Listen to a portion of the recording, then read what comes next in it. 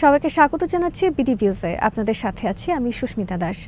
British প্রধানমন্ত্রী Winston Churchill দ্বিতীয় বিশ্বযুদ্ধের পরপর বলেছিলেন, আমাদের বন্ধুত্ব স্থায়ী হয়ে টিকে থাকে না, শত্রুও স্থায়ী হয় না। দিন শেষে কেবল আমাদের স্বার্থগুলোই অটুট ও অক্ষুণ্ণ হয়ে টিকে থাকে। আন্তর্জাতিক রাজনীতিরও সার কথা এটি। চার্চিলের এই কথা আরও একবার সত্য প্রমাণ হল সাম্প্রতিক সময়ে, যখন দীর্ঘ সময়ের বৈরিতা ভুলে তুরস্ক ও মিশর আবারও নিজেদের সম্পর্কে মেলবন্ধন রচনা করল। আলোচিত এই সম্পর্কের সম্ভাব্য প্রভাব নিয়ে বিশ্লেষণ থাকছে এবারের প্রতিবেদনে।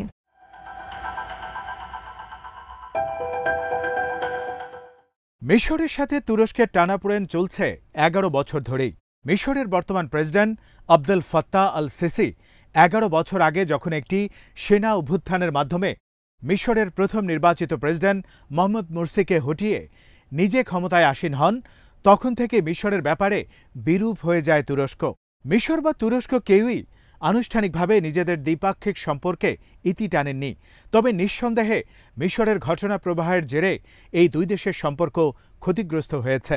তবে সরকারি পর্যায়ের সম্পর্কে কিছুটা অস্থিরতা থাকলেও দুই দেশের মধ্যে বাণিজ্য আগের মতোই অব্যাহত ছিল এবং ক্ষেত্র বিশেষে বাণিজ্যের পরিমাণ ও মাত্রা অনেকটাই বৃদ্ধি পেয়েছে।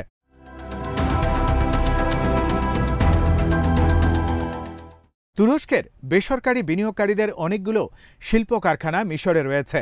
এর বাইরে 6 অক্টোবর সিটিতে তুরস্কের একক মালিকানাধীন 70টি কারখানা রয়েছে।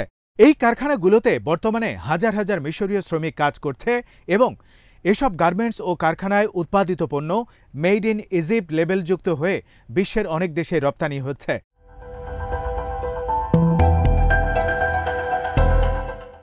মিশরের মিডিয়াগুলোতে তুরস্কের প্রেসিডেন্ট রিসেপ তাইপ এরদোয়ানের বিরুদ্ধে অপপ্রচার ও ব্যক্তিগত পর্যায়ের বিষেধাজ্ঞার নিয়মিত প্রচার করলেও কার্যত উভয় দেশই এই ধরনের বিনিয়োগ অব্যাহত রাখতে এবং আরও বেশি উন্নয়ন করতে চায়। 2 বছর আগে দোহায় প্রথম আভাস মেলে যে তুরস্ক মিশর ক্রমাগতভাবে সমঝোতার দিকে এগুচ্ছে।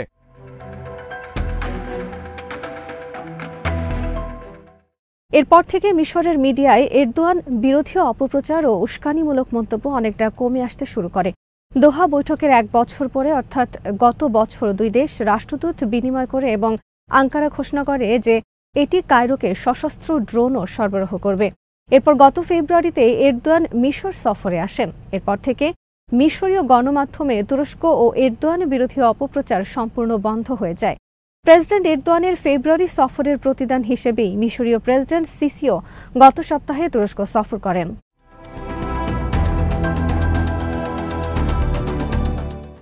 মিশর এবং তুরস্কের মধ্যে সৌহার্দ্যপূর্ণ সম্পর্ক পুনরুদ্ধার হওয়ার কারণে মধ্যপ্রাচ্য কিছুটা হলেও স্থিতিশীলতার দিকে অগ্রসর হবে।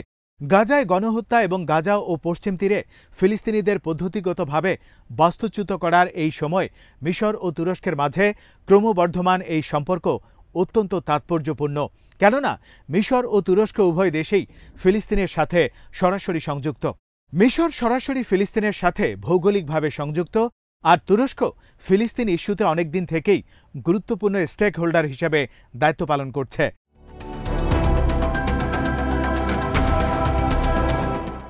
আর মধ্যপ্রাচ্যের রাজনীতিতে প্রভাবশালী হওয়ার কারণে মিশর ও তুরস্কের পক্ষে ইসরায়েলের চলমান গণহত্যার বিরুদ্ধে বাস্তব পদক্ষেপ গ্রহণ এবং সংশ্লিষ্ট মহলগুলোকে শক্তিশালী বার্তা পাঠানোর সুযোগ রয়েছে। তাছাড়া আঞ্চলিক ও আন্তর্জাতিক পর্যায়ে বড় ধরনের কৌশলগত পরিবর্তন এবং একটার পর একটা আঞ্চলিক ও কৌশলগত জোট তৈরির প্রেক্ষাপটে মিশর এবং তুর্কি উভয় তাদের জাতীয় নিরাপত্তা রক্ষার ক্ষেত্রে নানা ধরনের হুমকির সম্মুখীন হচ্ছে।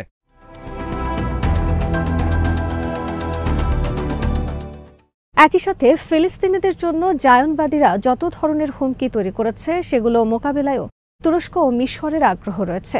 মূলত পরিস্থিতি পর্যালোচনা করি কায়রো এবং আঙ্কারা তাদের দীর্ঘদিনের মনোমালিন্যকে একপাশে সরিয়ে রাখতে বাধ্য হয়েছে।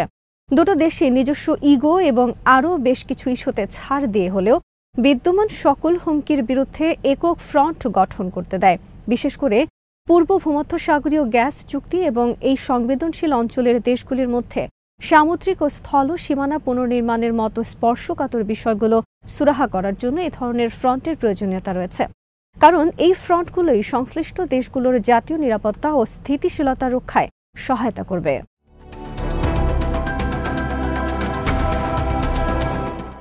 ইসলামী দেশগুলোর মধ্যে বিবাদ নিরসন হলে বা দূরত্ব ঘুচে গেলে প্রতিটি মুসলিমই স্বাভাবিকভাবেই সন্তুষ্ট বোধ করেন, কেননা মুসলিম দেশগুলো একত্রিত হলেই কেবল সার্বিকভাবে মুসলিম উম্মাহ এই অঞ্চলে আরোপিত সবগুলো চ্যালেঞ্জ মোকাবেলা করতে সক্ষম হবে এবং মুসলিমরাও চিহ্নিত শত্রুদের মোকাবেলা করার ক্ষমতা অর্জন করতে পারবে।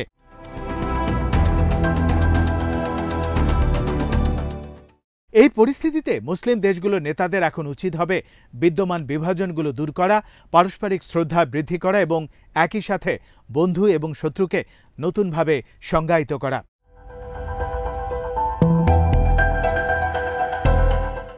কেননা মুসলিম বিশ্বের নেতাদের অধিকাংশই ক্ষমতা লোভে আক্রান্ত হয়েছে। মুসলিমরা একে অপরের সাথে প্রতিযোগিতা করতে গিয়ে নিজেদের প্রকৃত স্বরূপ হারিয়ে ফেলেছে। জনগণের গুরুত্ব মুসলিম শাসকদের ব্যক্তিগত স্বার্থের কাছে ম্লান হয়ে গিয়েছে, আর সে কারণে ইসলামের শত্রুরাও মুসলিমদেরকে হেয় করার সুযোগ পেয়েছে।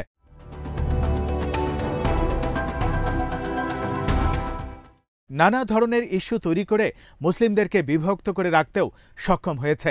এই বিবেচনায় সকল মতপার্থক্য ও ষড়যন্ত্রকে অতিক্রম করে মিশর ও তুরস্কের কাছাকাছি আসা সহজ কোনো বিষয় নয়।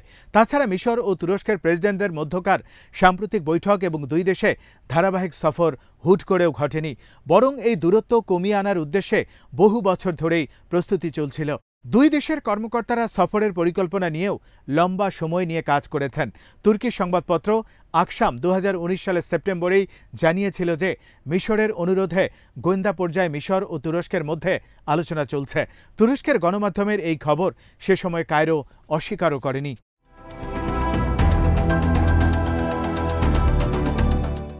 মিশর ও তুরস্ক দূরত্ব কমিয়ে ঘনিষ্ঠ হলে এর প্রভাব প্রথমত পড়বে লিবিয়ার গৃহযুদ্ধের ওপর। যদিও তুরস্ক ও মিশর লিবিয়ায় একদমই বিপরীত দুটো শক্তিকে সমর্থন দিয়ে যাচ্ছে।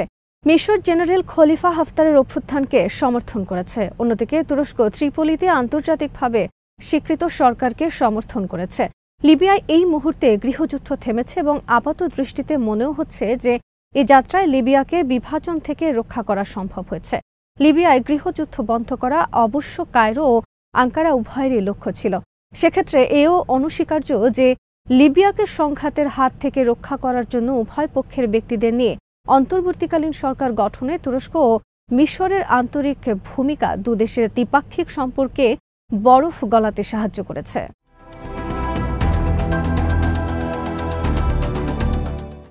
মিশর এবং তুরস্কের মধ্যে কয়েকশো বছর আগে থেকেই মানবিক, মানসিক এবং বুদ্ধিবৃত্তিক একটি সম্পর্ক রয়েছে, যা এই অঞ্চলের মানুষের মনন ও চিন্তা কাঠামোতেও প্রচ্ছন্ন প্রভাব রাখছে। উদাহরণ হিসাবে মামলুকদের কথা বলা যায়। মিশরে যে মামলুকরা শাসন করছিল তারা কার্যত তুর্কি ছিল। প্রায় 250 বছর এই মামলুক শাসকরা মিশর, লেভান্ট, ইরাক এবং আরব উপদ্বীপের একটি অংশ শাসন করছিল।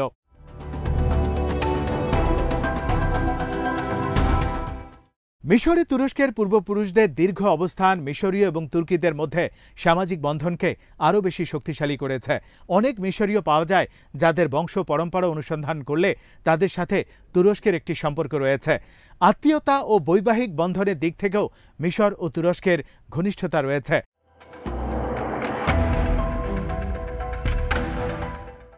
মিশরের বিভিন্ন উপভাষায় এখনও এমন অনেক শব্দ পাওয়া যায় যেগুলো মূলত এসেছে তুরস্ক থেকে।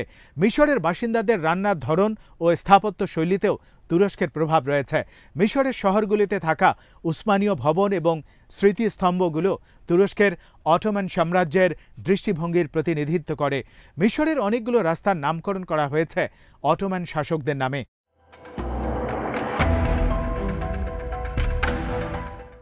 উদাহরণ হিসেবে বলা যায়, কায়রোর পূর্ব দিকে জেইতুন এলাকার বিখ্যাত সড়কটি অটোমান সুলতান সেলিমের নামে নামকরণ করা হয়েছে।